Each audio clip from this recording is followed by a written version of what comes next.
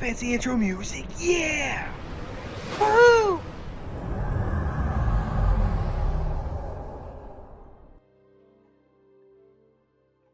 Delay there, and welcome back to the channel, everybody. Today we're going to take a full-on review of the TOS Part 2 from Star Trek Fleet Command. How did the arc wrap up? Or I'm sorry, how did the Part 2 of this arc wrap up? Because the arc's not done and more stuff is coming. But I really wanted to give an overview of my thoughts on the entire thing. Now, we'll note that we'll go over the Battle Pass rewards today. However, I am doing a video that I'm still waiting on the good overlords to finish sending me data on, which has been like 2-3 weeks now. So I can compare battle passes now versus battle passes, say, a year ago and in between to see if they've gotten any better. Because I know a lot of the sentiment is they've gotten worse. Some of the data I have so far says they've gotten better, but how have they changed? We'll cover that in another video.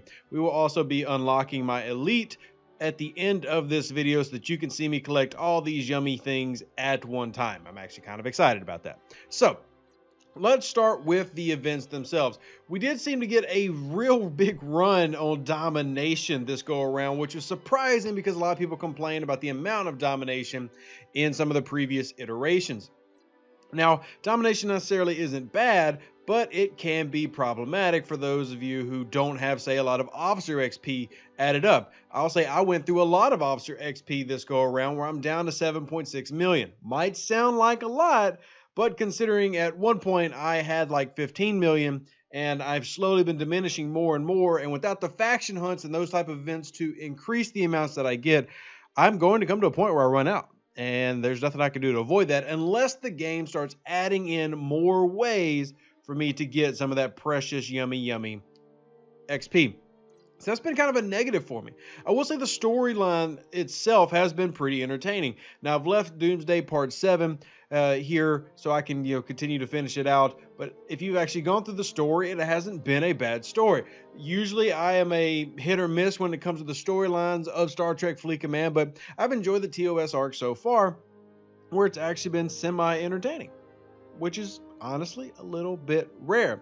Let's talk a little bit more about some of these officers, because now, and I'm not telling you to buy the pack, but you've got a lot of options available now for officers. For example, there's a $100 pack out right now, which, look at that, 150, or I'm sorry, 1,500 salvage parts, and there's some officer XP. Is that worth it? Man, I don't know, because let's go over the officers in general. Now, I've covered Sulu versus Khan. I will cover the other ones as well. Well, let's go ahead and scroll down to the bottom to our new group here. But TOS McCoy, TOS Sulu are the ones that most people are getting. You'll see me get one of these here in just a second when I purchase my pack for my $20 battle pass, saving it to the end. And then you got the auctions for TOS Spock right now, and we've had TOS Kirk, of course, for a couple of months. The officers in general, especially how they've been tied into some of the recent events, I think is a positive for the game. I am still not a fan of these auctions. I will say that TOS Spock is probably my least favorite of all the cards coming out, and you see here's why. 100% of officers' defense to the shield HP of all ships in a fleet when the ship is defending. So, for example, in a base defense situation, and then the secondary is negative 50% to the opponent's critical hit damage when the ship has morale and if the ship is a player. So it's a PvP card, but not only that, it's a PvP card that as a captain is most useful in base defense. But let's be honest, who's really doing base defense out there in 2021? I mean, this game is not a game where live base defense is recommended, because no matter how good that is, and even if you have Harrison so that all your docks get the bonus, if somebody swings by in their Tribune or their Hegi or even their Enterprise A, odds are they're smashing you and you're a bug, and that's not doing you any good. So I'm not super hype on it, and I'm never a fan of the auctions anyway. But if you get in the top 25, you can get 27 shards. And the positive I had to say about the events is that now this can vary server to server, so I can't guarantee you're experiencing this as I am, but I actually don't mind having an auction as long as there's that many spots. I mean, 25, if you can go here, I'm ranked 90 without trying.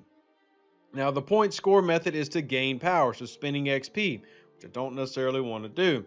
But if I wanted to rank in the top 25, I'd have to get right now 7.2 million points, or 5 million more than where I'm currently at by the time it ends. Granted, that's probably going to go even higher.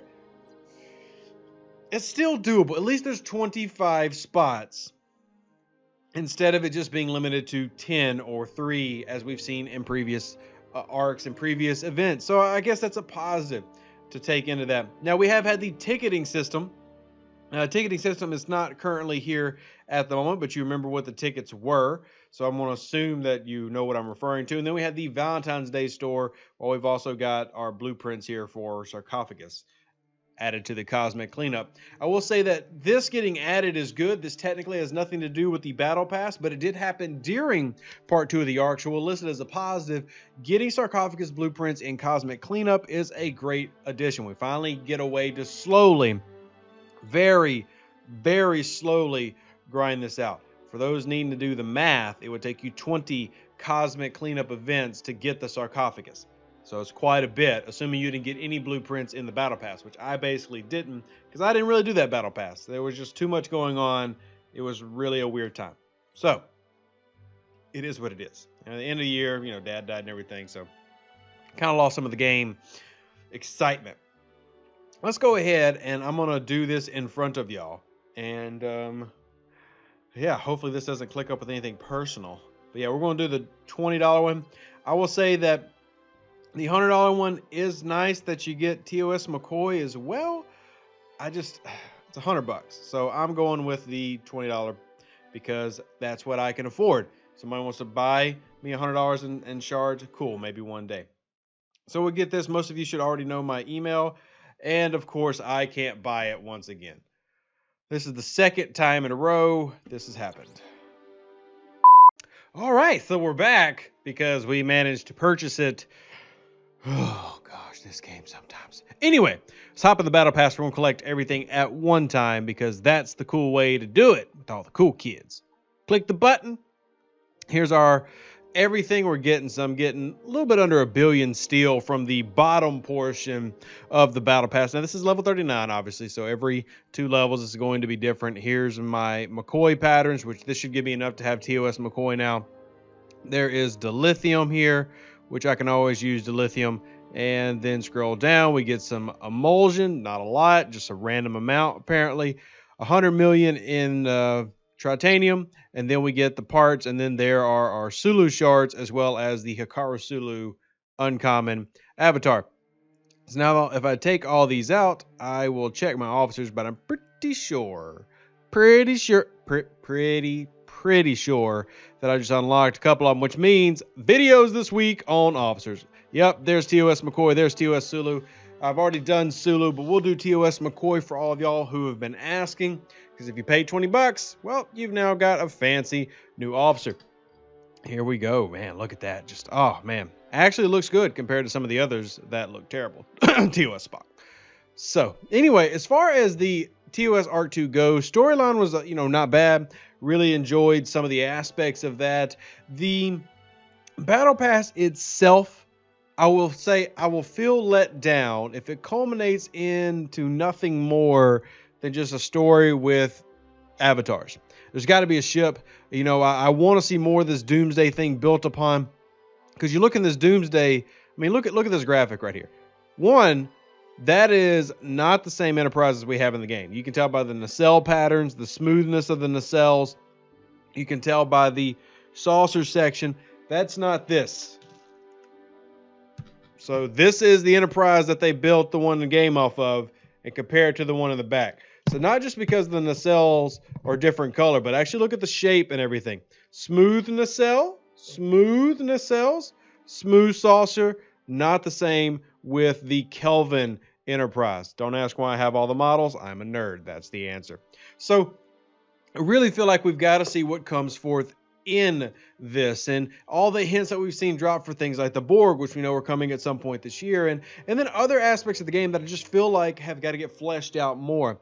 As far as an actual rating, we'll save the rating for the end of the arc like we did last time. However, for part 2, the events got a lot of restructure. There was more to do, but in a lot of ways, it was good. In some ways, it was bad. The more domination hurt because there's no way to refill that domination. If you're going to be doing a lot of domination, then we need more faction hunt to be able to do that. I like that we've had the anomalous phenomena run more. helping you upgrade those discoveries. The cosmic cleanup has become regular and got an update. That was good. And I personally like the ticket system, which let me pick what I got to do for those 13 days, which translated into more battle pass rewards. Not everybody liked the ticketing system, and that's okay.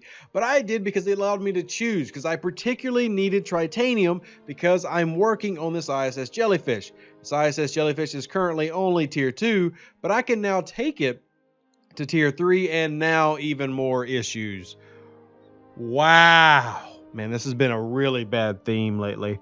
Can anybody else just attest that TOS Arc 2 has had a crap ton of errors happening on every device? Like, I know I'm on BlueStacks right now, so I can't really cite it, but I've been even having them on my phone from a main account. I can feel like I can't even do the video now. You know, I'm not editing this out. This is staying. I want to know what you thought about TOS Arc 2 down below. Give me your honest thoughts, because I'm a little bit mixed. I feel like there was kind of like a little bit of there's some good here. There's some good ideas, but that needs more fleshing out. Much like the screen has been extremely Live long and prosper, everybody. Stay safe out there, Space Cowboys. Let me know your thoughts about this game and the TOS Part 2 wrap up in the comment section below. What you thought and what you thought about the rewards, everything in general, good, bad, ugly. I want to know so that I can forward that to the overlords at Scopely. So we'll catch you on the next one. Deuces. Peace out. Oh gosh, this video is wow. So much. I'm not even editing all the problems out. I'm gonna leave them so you can see them. It's real. It's real. Remember, Spock doesn't go on the Enterprise. Live long and prosper. All the best.